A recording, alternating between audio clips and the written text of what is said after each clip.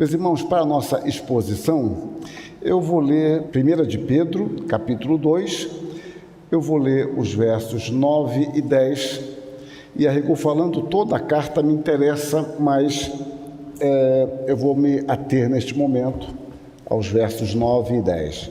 1 de Pedro, capítulo 2, versos 9 e 10. É um texto bastante conhecido. Diz assim a palavra de Deus: Vós, porém, sois raça eleita, sacerdócio real, nação santa, povo de propriedade exclusiva de Deus, a fim de proclamardes as virtudes daquele que vos chamou das trevas para a sua maravilhosa luz. Vós, sim, que antes não eres povo, mas agora sois povo de Deus, que não tinhas alcançado misericórdia, mas agora alcançaste misericórdia. Amém. Meus irmãos, no início da pregação cristã, os judeus perseguiram bastante a igreja, e para o mundo romano, a igreja ela era uma espécie de uma seita. Os romanos eram bastante tolerantes com religiões dos povos dominados, bastante tolerantes. Eles só não queriam que essas religiões se intrometessem na vida, na administração romana. Então, os judeus tinham plena liberdade, vamos dizer assim. Mas enquanto o cristianismo era tido como mais uma seita, confundida como fariseu, saduceu, essênio, não teve problemas. Mas com a intensa perseguição dos próprios judeus, e o livro de Atos mostra isso, a perseguição inicial não foi por parte dos romanos, foi por parte dos judeus. Os romanos foram entendendo que ali era uma nova religião. Bom, a partir do momento que eles entendem que o cristianismo nada tem a ver com o judaísmo, vamos dizer assim, então a perseguição agora ela é instituída, já não usufruía desta permissão para existir. Como agravante para isso, nós vamos encontrar um fato de que a maioria dos cristãos era constituída de pessoas pobres. O que acontece até hoje, ainda que não seja o único fenômeno social, mas de fato os cristãos são constituídos de uma classe mais pobre da sociedade. Isso facilitava então um movimento social, político contra os cristãos que não tinham muito como se defender.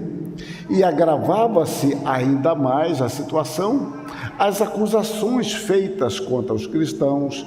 Por exemplo, você observa na história do primeiro e já do segundo século, uma acusação aos cristãos que supostamente eles praticavam canibalismo, porque as suas reuniões eram fechadas e eles ouviam falar: olha, isto é meu sangue que era dado por vós, comer isso em memória de mim.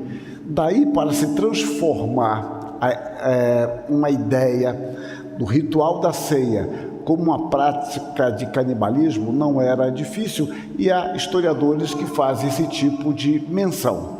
O fato é que você vai encontrar no livro de Atos uma perseguição já intensa aos cristãos.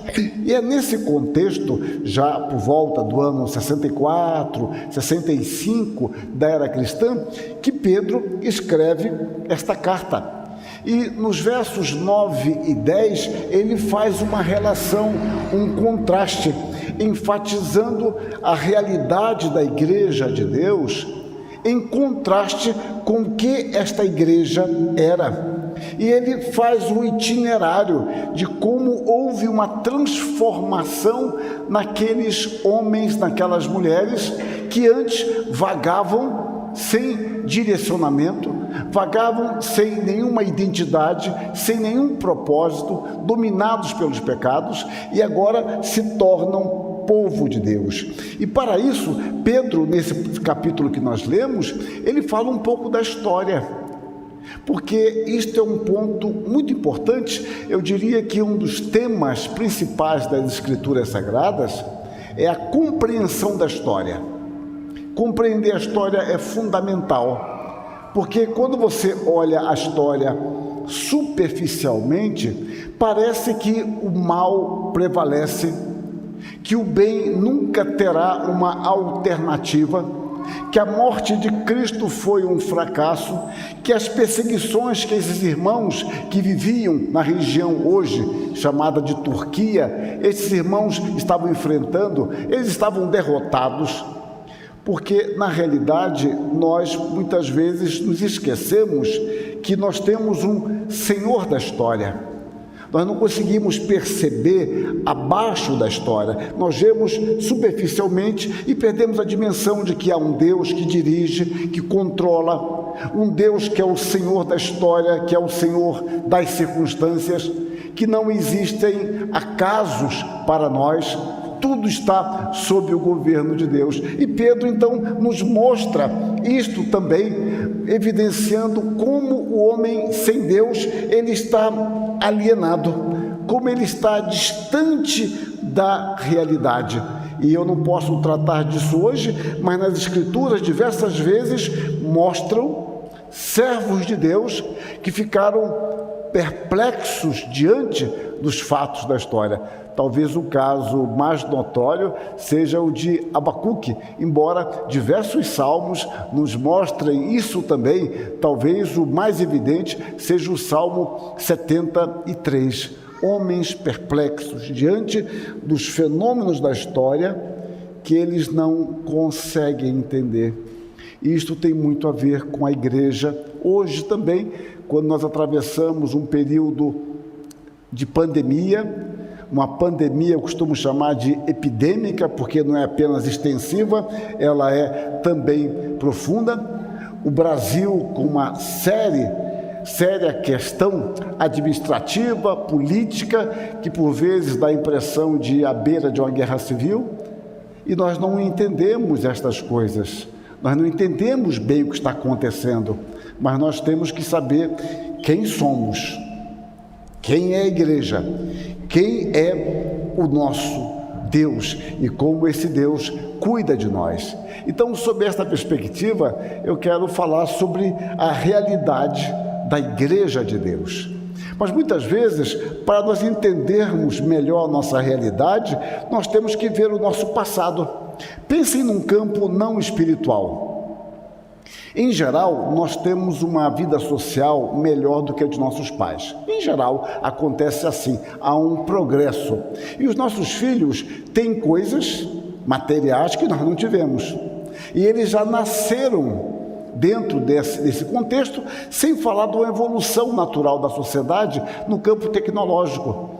E eu defendo muito isso, de nós contarmos a história da família, dos nossos antepassados, como foi, como não foi, à luz do que nos fala o Salmo 44, quando o salmista está em crise e ele diz: os nossos pais nos têm contado.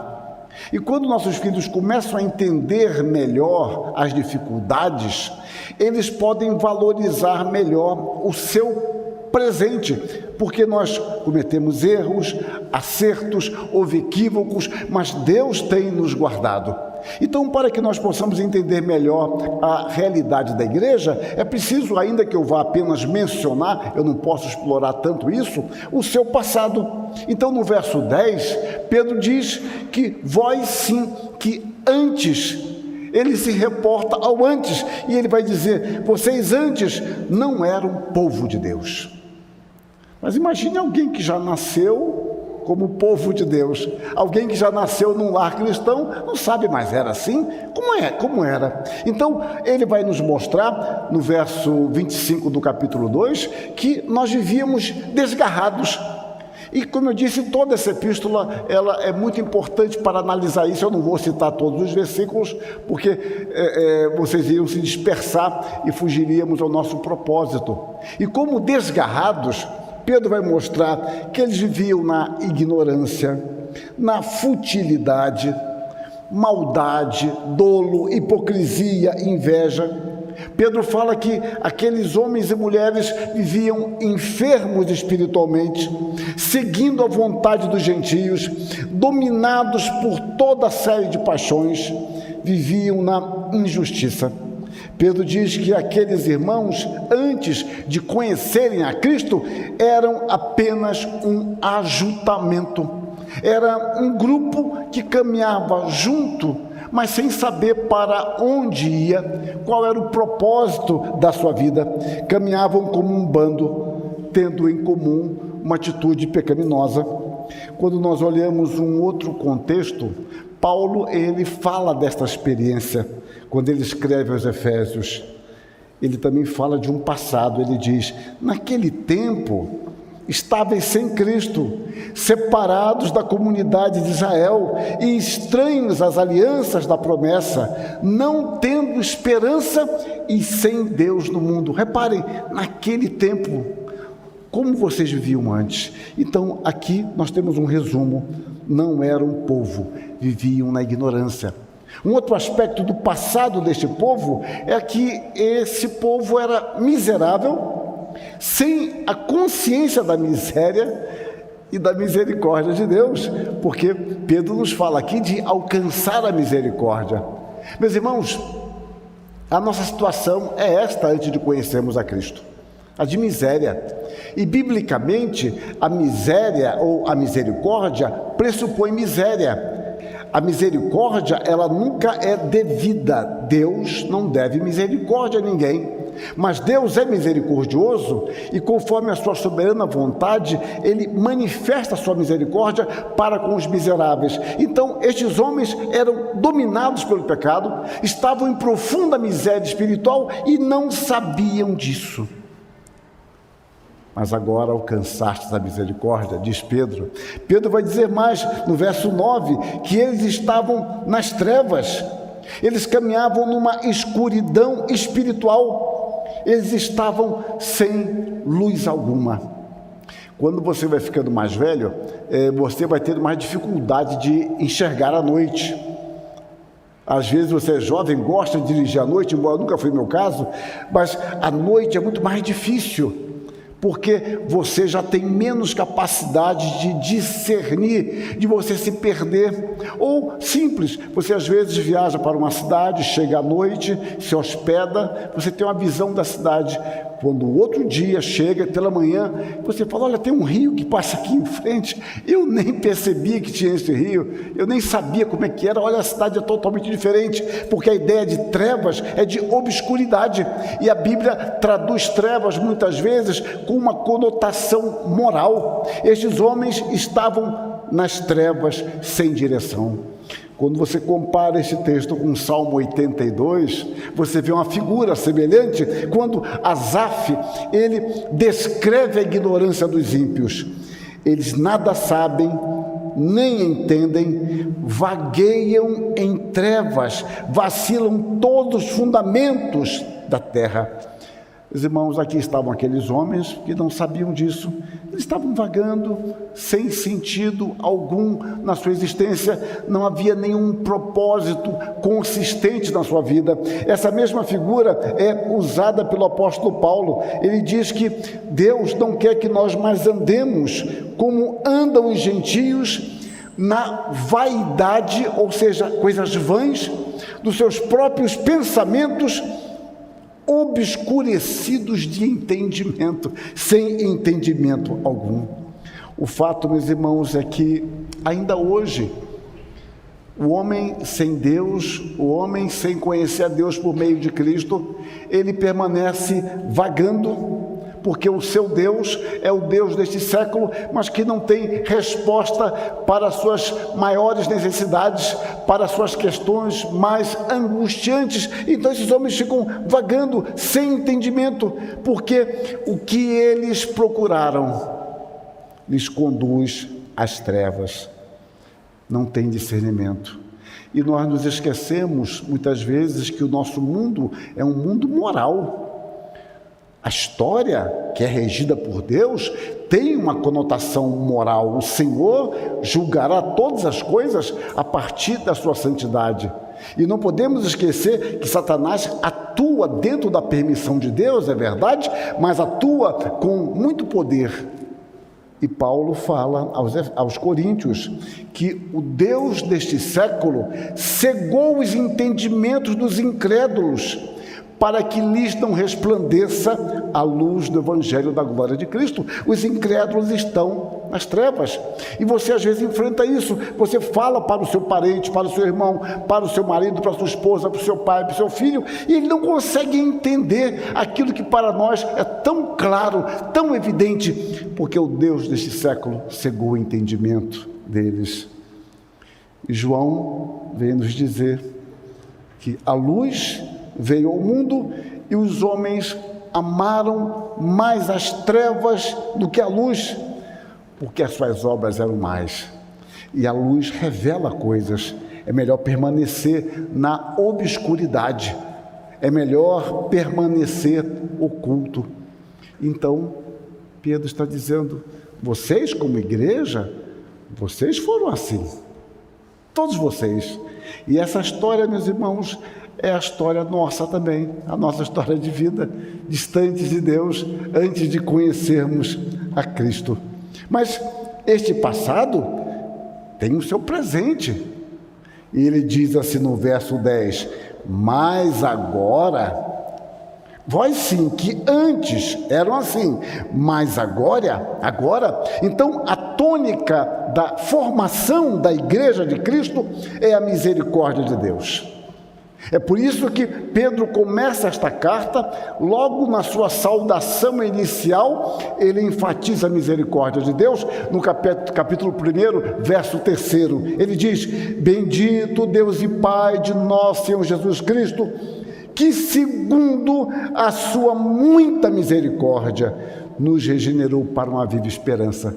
Essa viva esperança vai, novamente, contrastar com a vida de morte, de trevas, de ignorância espiritual, de maldade. Nós temos uma viva esperança. Por quê?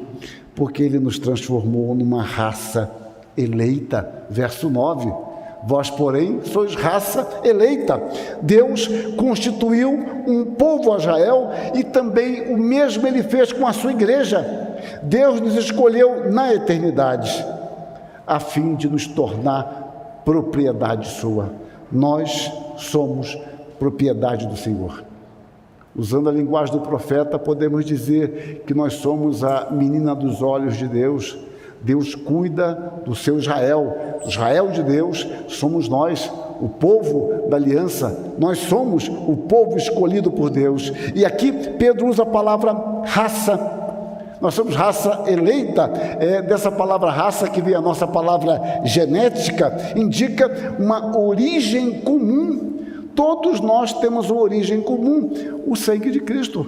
Vocês podem observar no capítulo 1, versos 18 e 19, que ele vai dizer que nós não nascemos de coisas vãs, de coisas fúteis, mas nós fomos gerados de novo, mas nós fomos salvos mediante o sacrifício de Cristo, mediante o derramamento do seu sangue. Então, a igreja é uma raça única, porque tem uma origem comum. Nós somos irmãos de fato, porque a nossa genética é a mesma. A obra misericordiosa, a obra salvadora de Jesus Cristo. E ele vai dizer também que nós temos o mesmo Pai misericordioso, no capítulo 1, verso 3, o qual formou uma nova raça para si. Mas ele diz mais sobre a nossa realidade. Ele diz que nós somos agora um sacerdócio real, no verso 9. O sacerdote, ele se apresentava diariamente diante de Deus, oferecendo sacrifícios pelo povo. Agora nós não precisamos mais fazer isto. Foi um dos pontos fundamentais da reforma protestante. Todos nós temos livre acesso a Deus por meio de Jesus Cristo, porque o seu sacerdócio foi completo, eficiente, poderoso. E agora nós podemos nos apresentar diante de Deus, usando a linguagem de Pedro aqui no versículo 5, oferecendo sacrifícios espirituais agradáveis a Deus por intermédio de Jesus Cristo. Nós não precisamos de outro mediador. Capítulo 3, verso 18, ele fala que todos nós temos acesso. fazendo eco a Paulo, que fala que temos acesso no mesmo Espírito. Esta é a nossa realidade. A igreja, meus irmãos, ela é um canal de bênção para a sociedade. Nós costumamos chamar isso de a graça comum da aliança. A igreja é um instrumento de bênção aonde ela vai, desde que ela viva integralmente este evangelho. Ela é um instrumento de testemunho da palavra, de pregação, e também pela sua vida. Assim como José foi uma grande bênção na casa de Potifar, depois no Egito e depois em boa parte do mundo conhecido, a igreja também é chamada a ser uma presença histórica, um testemunho da presença de Deus, e nesse sentido nós somos sacerdotes. A palavra sacerdote, a sua origem latina é pontífice, né? Falando de uma forma portuguesada, é aquele que constrói pontes, e nós construímos pontes não no sentido que salvamos pessoas, mas que nós pregamos o evangelho. Nós vivemos esse evangelho.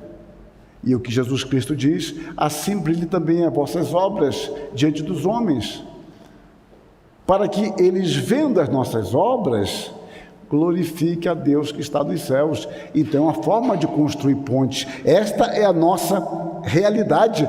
E ele diz que nós somos sacerdócio real. A igreja é um sacerdócio de reis, porque reina com Cristo e está a serviço de Deus. Nós às vezes perdemos a dimensão do nosso trabalho, de nossa vocação, e eu não estou falando do trabalho apenas dentro da igreja, dentro do templo, ou dentro de uma esfera que nós chamamos mais religiosa, mas a função que eu digo mundanizante da igreja, a igreja atuar no mundo com os valores celestiais. Isto é uma bênção para a sociedade. Então nós achamos que o nosso trabalho é insignificante e perdemos a dimensão de que nós servimos a Deus aonde Ele nos manda, onde Ele nos coloca. E às vezes alguns cristãos ficam com medo da aposentadoria, e eu entendo isso em termos de salário, é assustador realmente, mas eles temem porque acham que terminou a vida e não percebem que a aposentadoria é um chamado a servir a Deus de forma diferente. São novos desafios, novas configurações, coisas que você nunca pôde fazer antes, talvez você possa agora, coisa que você fez de forma mais limitada, pode fazer mais intenso.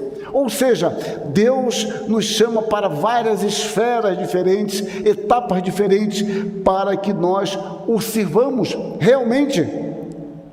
Repare que nós reinamos com Cristo no desenvolvimento de nossa vocação. Nós encontramos Paulo falando em Romanos: se pela ofensa de um e por meio de um só reinou a morte, muito mais os que recebem a abundância da graça e o dom da justiça reinarão em vida por meio de um só, a saber, Jesus Cristo. Nós reinamos com Cristo. Nós somos herdeiros de Deus, nós somos co-herdeiros com Cristo. E João também escreve no Apocalipse: pelo seu sangue nos libertou dos nossos pecados e nos constituiu reino, sacerdotes para o Deus e Pai. O homem ímpio está totalmente dominado pelo pecado. Nós, libertos em Cristo, reinamos com o nosso Senhor, e há uma esfera enorme de atuação para nós. Quando Jesus Cristo diz: ide pregai, isso é antecedido pela declaração: toda autoridade me foi dada.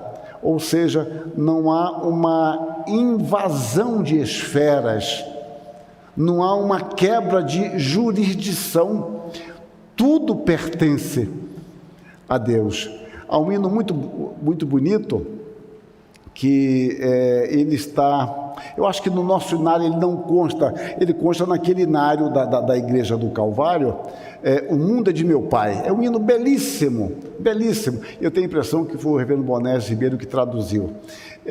Que mostra que o mundo é do nosso pai, tudo pertence a ele, e nós somos chamados como súditos do reino. Esta é a nossa realidade, a invadir as áreas todas, por onde Deus nos chamar, por onde Deus nos enviar, com a pregação do Evangelho e com o nosso testemunho. E ele diz mais aqui: nós somos nação santa. Deus nos constituiu numa nação santa, e agora nós temos a mente de Cristo, e a norma da nossa conduta não é a sociedade pagã.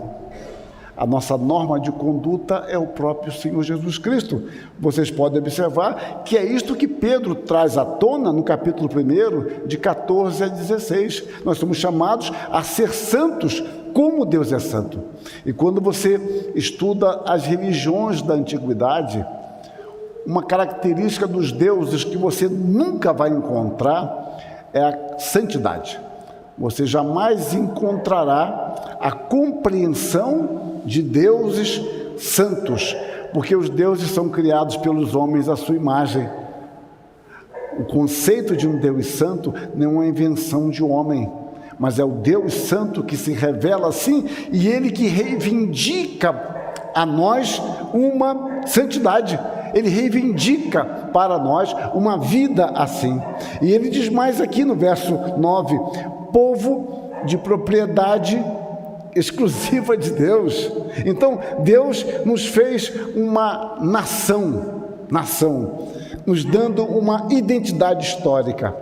E ele fala que nós somos também um povo, uma comunidade que caminha com o mesmo alvo, sendo formada essa comunidade por Deus, que pertence a Ele.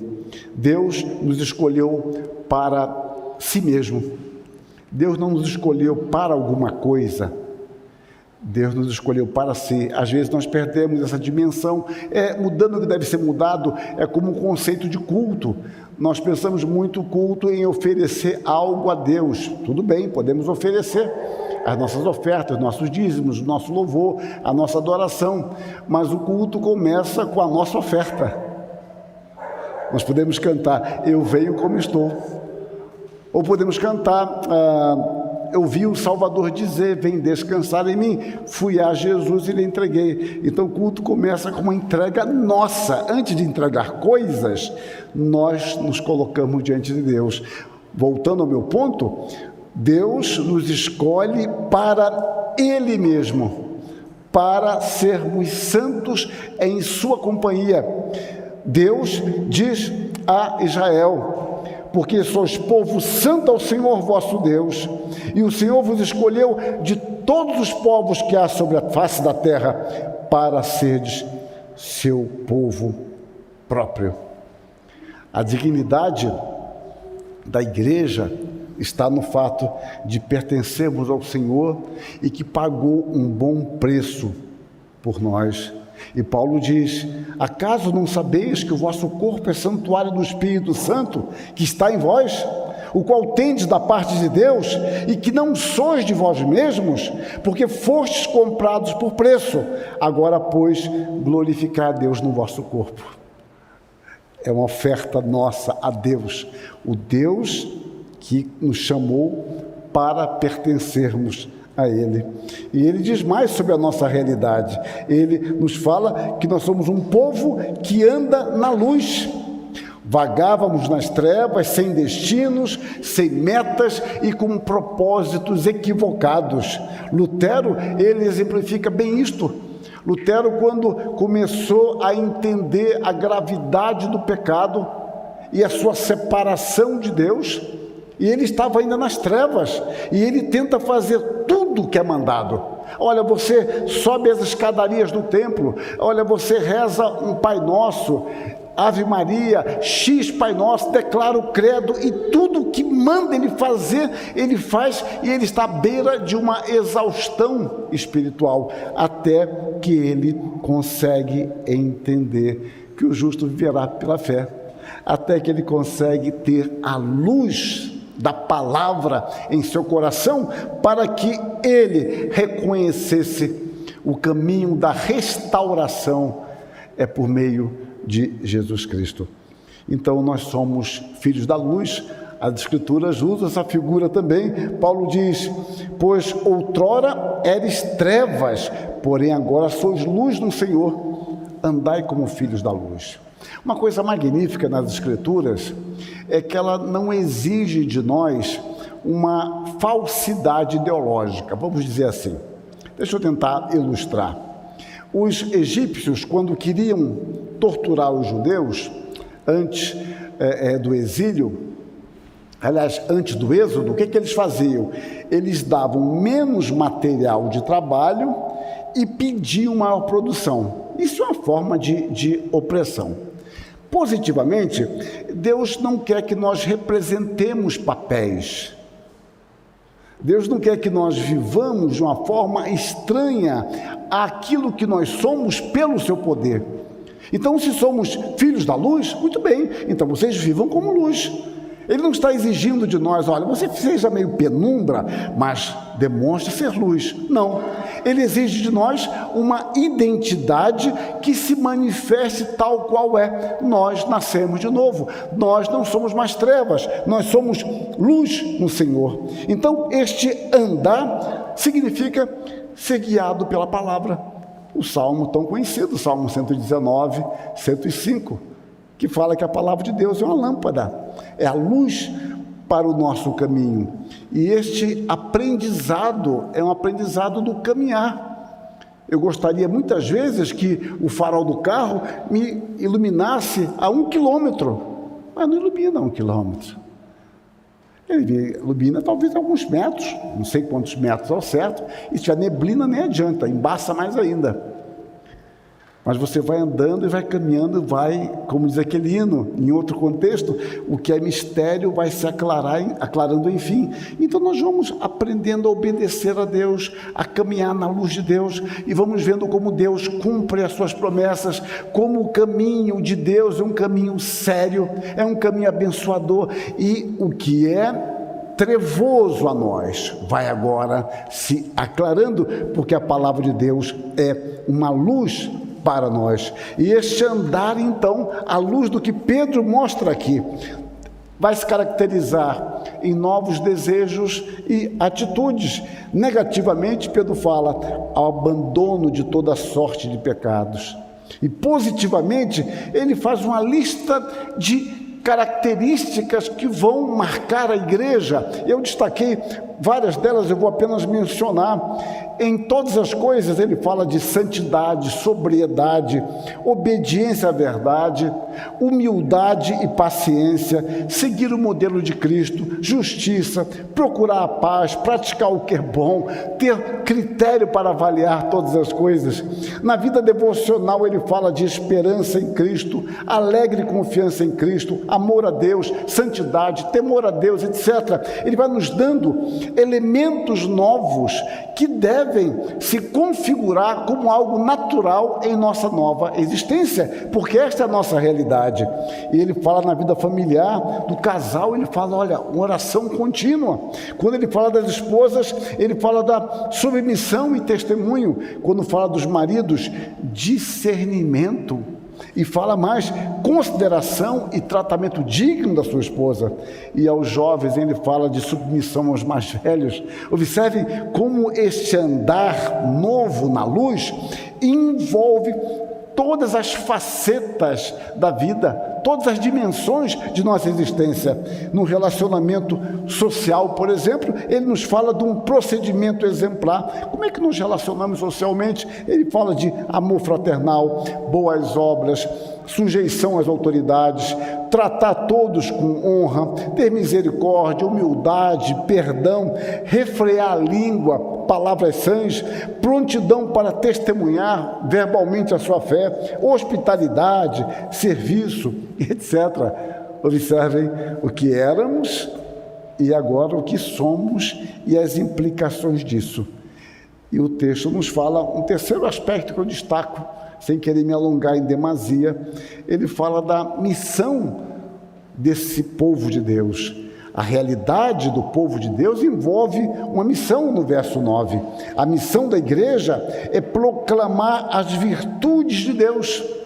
Nós não conhecemos todas as virtudes de Deus, mas nós conhecemos as virtudes de Deus reveladas nas Escrituras e em sua relação conosco. E essa relação conosco é derivada, obviamente, das Escrituras, mas se torna mais patente para nós a misericórdia de Deus em alguns momentos de nossa vida, o Deus perdoador, o Deus provedor. Então, ele diz aqui, por exemplo, algumas virtudes de Deus nesta carta. Ele fala, olha, Deus nos elegeu, Deus é gracioso, Deus é misericordioso, Deus nos regenerou, Deus tem um poder preservador, Ele nos salvou, Ele é o reto juiz, tem um amor sacrificial, Ele é um Deus da glória, um Deus bondoso, um Deus soberano. Vejam como esta carta é rica em mostrar as virtudes de Deus que a igreja deve anunciar. A igreja proclama o que Deus é e o que fez com ela. Deus a formou. É por isso que a igreja, ela não decora fórmulas. Às vezes aquelas questões dos 5 passos, as 4 leis espirituais, o TNT, começa a inventar uma série de regrinhas, tudo muito bem formatadinho, mas a igreja não é chamada a isso. Existe um fato da minha experiência, me permitam contar aqui, eu já contei algumas vezes em vídeos, talvez não assim, ao vivo. Quando meu filho mais velho era bebezinho, devia ter uns 10 meses, 1 ano no máximo, toda mãe acha o filho bonito, eu não sei por que, mas acha, né? E depois dá no que dá. Bom, mas era bonito, certamente, puxou a família da mãe, e tinha uma foto dele sentado na cama com um lençol azul, e havia naquela época, eu estou falando de início de 82, a maioria de vocês nem era nascido ainda, pelo menos de novo. Então, 82, e havia aquela revista Pais e Filhos, que eu nem sei se existe hoje, e concurso Bebê Johnson, né? Toda mãe manda, eu acho, foto para aquele Bebê Johnson, deve ser difícil selecionar aquilo. Bom, e minha esposa empolgada também, jovenzinha, eu também, mandamos. Eu devo ter levado lá no correio aquela carta, selei, fui levar a carta. E nunca veio resposta, que é natural. Nunca veio resposta. Anos depois, eu rindo com isso, pensando, tal. Aí fomos olhar a foto com atenção. Quando nós olhamos a foto com atenção, bem na pontinha daquele lençol azul, estava lá o talquinho pompom. Quer dizer, era um bebê Johnson, mas que usava pompom. Meus irmãos, isso aí é terrível. Aplicando, meus irmãos, a igreja ela não fica anunciando fórmulas. Ela sabe quem ela é. Ou seja, eu não vou vender o café Melita, mas o que eu gosto é o pilão. A igreja, ela não tem que representar papéis. Nós somos raça eleita, propriedade real. Nós não éramos povo, mas agora somos povo de Deus. Quando nós falamos das virtudes de Deus, são virtudes que nós conhecemos. Então, a igreja é uma testemunha comissionada pelo próprio Deus. Ela sabe, ela não conhece tudo sobre Deus, mas ela conhece com segurança aspectos revelados na sua palavra, aspectos esses que ela também tem experimentado. Então, esta proclamação, ela não se baseia na sua experiência, se baseia na palavra, mas a sua experiência é ilustrativa.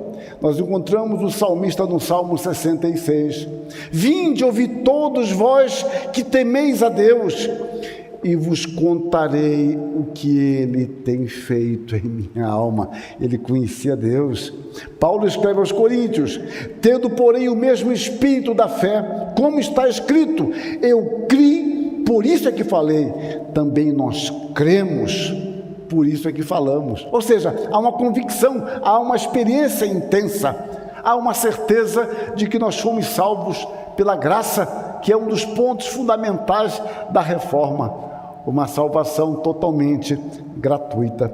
E este testemunho nosso deve ser com autoridade, sem temor nem vergonha alguma. O salmista diz: também falarei dos teus testemunhos na presença dos reis, não me envergonharei. E Paulo escreve a Timóteo: não te envergonhes, portanto, do testemunho de nosso Senhor.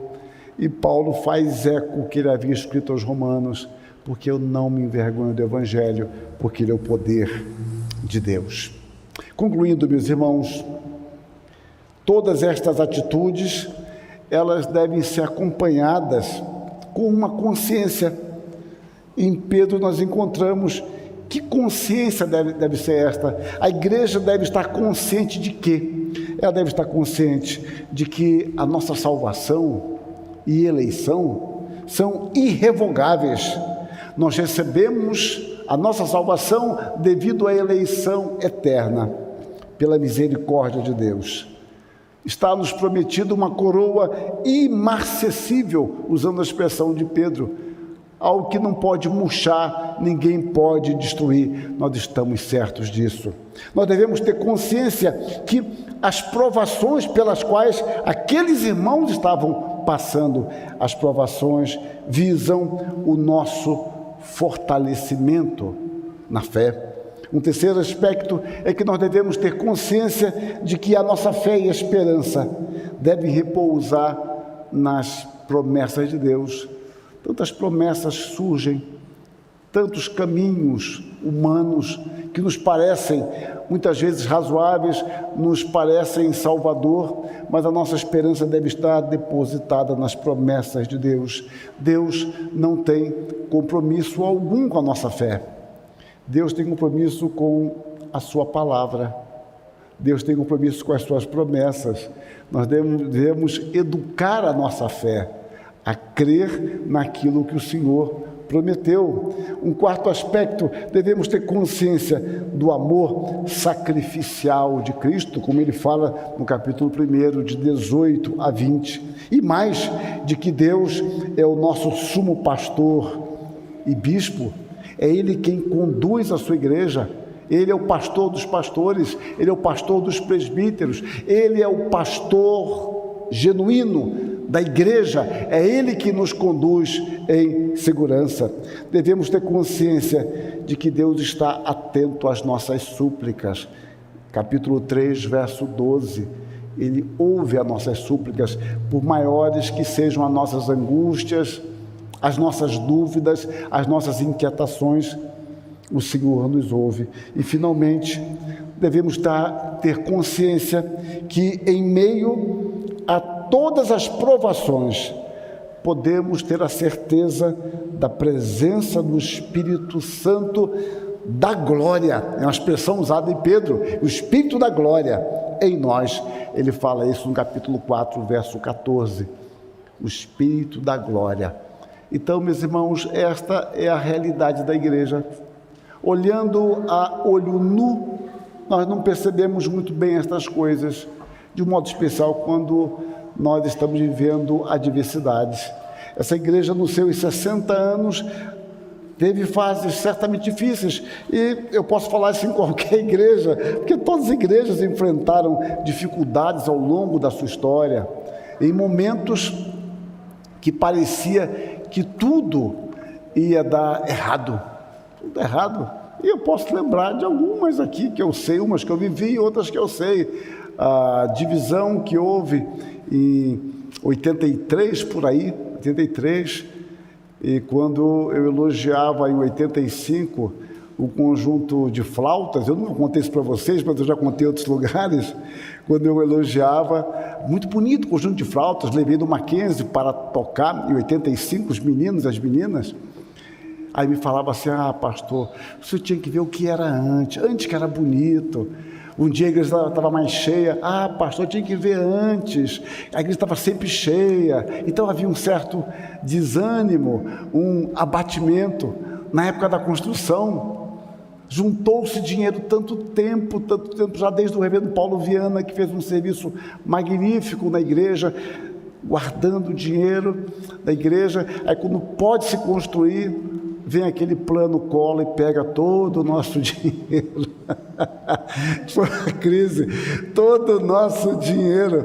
Aí, isso porque, na época, a prefeitura queria algum tipo de dinheiro para liberar a nossa planta, e não vamos pagar nada, isso era tranquilo.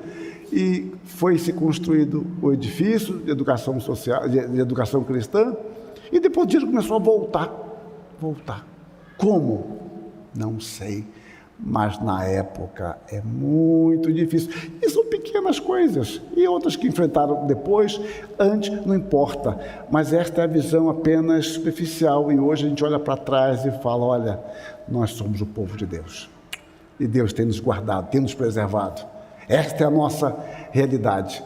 E por isso podemos completar os nossos 60 anos. Que Deus continue a abençoar esta igreja, no testemunho fiel do Evangelho, liderada pelo seu pastor, pelos presbíteros, que Deus mesmo aqui colocou, por meio de uma Assembleia Geral organizada e extraordinária. Deus abençoe e guarde a todos. Amém.